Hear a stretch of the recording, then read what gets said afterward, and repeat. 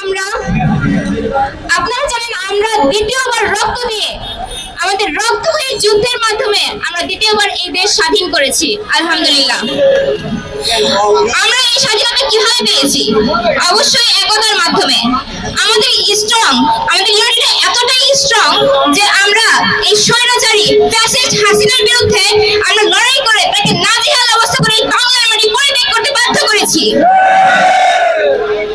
এবং আমাদের শত্রুপক্ষ সেটা জানে যে আমাদের দুর্বল করতে হলে আমাদের একতার মধ্যে তাদেরকে প্রহার করতে হবে এবং এই জন্য আমাদেরকে সতর্ক থাকতে হবে যাতে আমাদের ইউনিটি সবসময় কার্যকরী অবস্থায় থাকে।